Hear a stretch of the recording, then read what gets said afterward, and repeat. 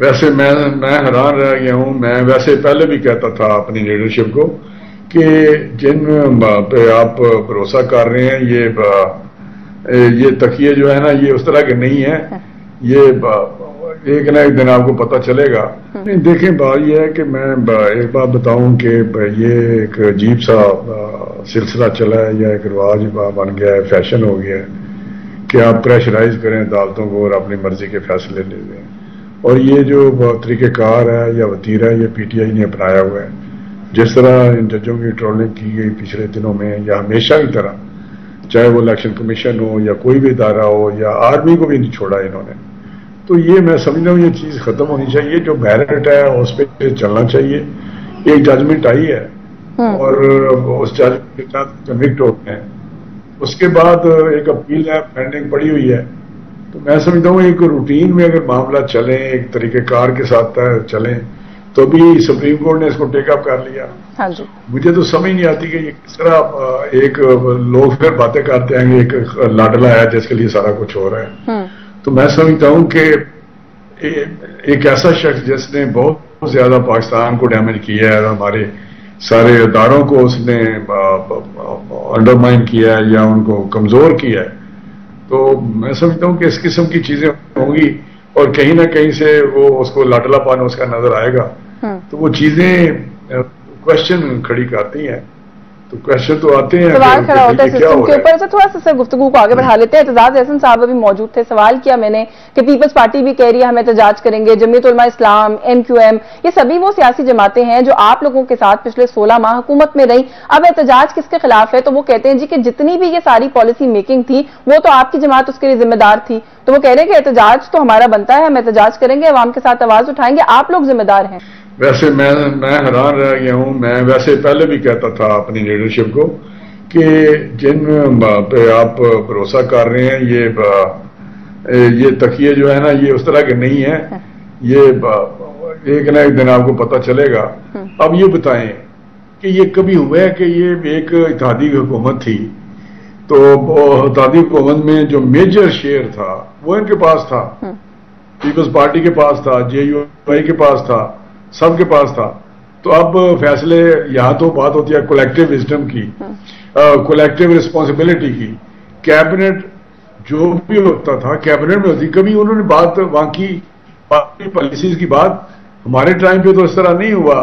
ٹھیک ہے کہ ایک بہت برے حالات ہمیں ملے عمران خان کے, جو ہمیں 2022 میں جب گورنمنٹ ملی تو معاشی حالات جو تھے وہ بھیانک قسم کے تھے. بہت زیادہ خطرے جو ریڈ لائن ہوتی ہے وہ بھی کراس کر چکے تھے.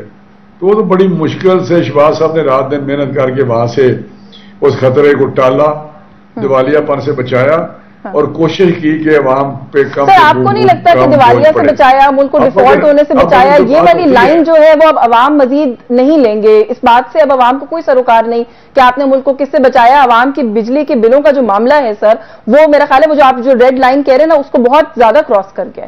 کیسے ہینڈل کریں گے؟ آپ لوگ سمجھتے ہیں کہ آپ لوگ ابھی اس قابل بھی ہیں کہ آپ لوگ دوبارہ الیکشن میں جا کے عوام کو فیس کر سکتے ہیں؟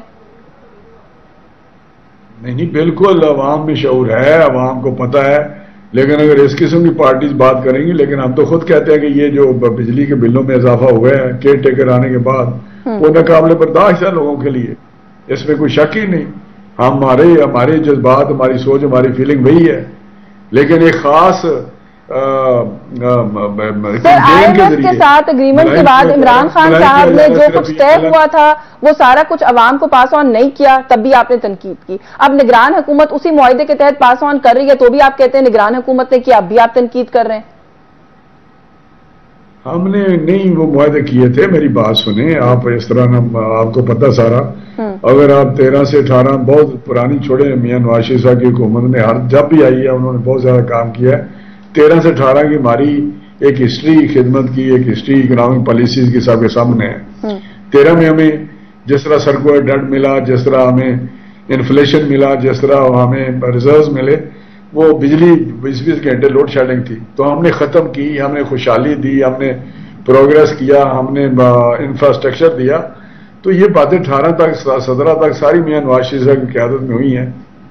ابھی 4 سال کا جو اس نے معاہدے کیے تھے IMF کے ساتھ, اسی پروگرام کو لے کے ہم آگے چلے اور اسی سے ہم نے اس کو اوارڈ کیا اس سچویشن کو جس میں عمران خان نے بچایا تھا. اب پاکستان تحریک انصاف کی حکومت میں IMF کے ساتھ معاہدے کو وائلیٹ کیا گیا اور معاشی صورتحال کہاں پہنچائی گئی آپ کے سامنے ہے. آپ کی حکومت میں IMF کے ساتھ معاہدے کو ڈیلے کیا گیا اور اس کے جو نتائج ہیں وہ اب ہم بھگت رہے ہیں اور ایسا لگتا ہے کہ وہ بہت لانگ ٹرم تک ہمیں بھگتنا پڑیں گے. آپ کو نہیں لگتا کہ ڈار صاحب کی ریجڈ پالیسیز کا نتیجہ ہے آج جو کچھ ہو رہا ہے؟ نہیں, ایک تو جو بھی عمران خان نے, میں آپ کو بتاؤں تو ہماری میموری بڑی شارٹ ہے. جب یہ 18 میں آیا تو اس کو ہم کہتے رہے, شروع سے ہمارا سٹانس تھا کہ فوراً IMF کے پاس جائیں, پروگرام لیں. یہ نہیں کیا انہوں نے 6 مہینے آپ کو پتا ڈیلے کیا, 8 مہینے ڈیلے کیا. اس میں سچویشن میری بات سن لینا, کوئی ایکسپلین تو کرنے دیا تاکہ لوگوں کو پتا چلے.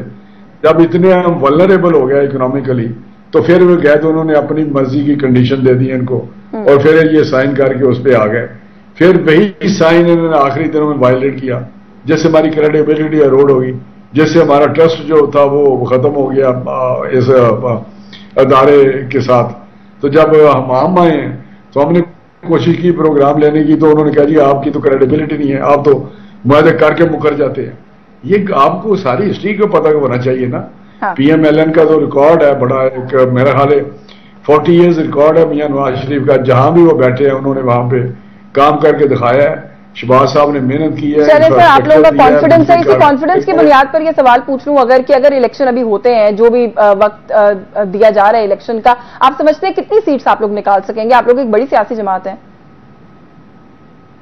دیکھیں میں سمجھتا ہوں کہ کلیئر کٹ ہماری میجورٹی ہوگی اور پنجاب میں سویپ کریں گے. میں آپ کو لکھ کے دے رہا ہوں. میاں صاحب, بڑے میاں صاحب واپس نہ آئیں اس صورت میں بھی آپ کو لگتا ہے آپ سویپ کر لیں گے؟ میاں صاحب آئیں گے نا, ہر صورت الیکشن سے پہلے آئیں گے اور یہاں آ کے الیکشن کمپین کو لیڈ کریں گے. میاں صاحب کی واپسی کا سوال اس لیے کر رہی ہوں کہ میاں صاحب کے ناقدین یہ کہتے ہیں کہ اپنے بھائی کے دور اقتدار میں اگر وہ پاکستان نہیں آئے تو پھر وہ جو تاریخیں دیتے ہیں ان پر کیسے اعتبار کر لیا جائے؟ وہ کیوں آئیں گے نگران سیٹ اپ میں؟ نہیں, چاہے بھائی پرائم منسٹر ہو, چاہے کوئی بھی ہو, چاہے پرائم منسٹر ہو.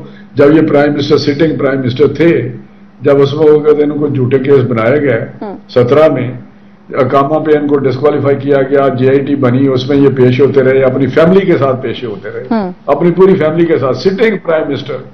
اور ایک یہ ہے کہ یہ ایکس پرائم منسٹر عدالتوں میں بھی نہیں جاتا تھا عمران خان. مجھے ایک بتائیں جہاں عدالت میں پرائم منسٹر وہ نواز شریف صاحب نہیں گئے, چاہے وہ ٹرائل کورٹ تھی, چاہے JIT تھی, کوئی بھی مجھے بتائیں جہاں انہوں نے قانون کو. تو اب بھی ہم یہ امید رکھیں کہ وہ واپس آ کر عدالتوں کا سامنا کریں گے, کیونکہ ابھی بھی جو ان کے لیگل معاملات ہیں وہ حل تو نہیں ہوئے. نہیں, بالکل کریں گے, بالکل کریں گے, ہمیں یقین ہے, کیونکہ وہ فالس کیسز ہیں, سارے بنائے گئے تھے. اب تو ساری چیزیں سب کو پتہ چل گئی ہے کہ کس طرح اس وقت اسٹیبلشمنٹ کام کر رہی تھی اور کیا کیا طے تھا کہ کس طرح میاں صاحب کے ساتھ سلوک کرنا ہے. تو وہاں وہ آئیں گے اور ہمیں عدالتوں سے انصاف کی توقع ہے, بالکل وہ فیس کریں گے انشاءاللہ.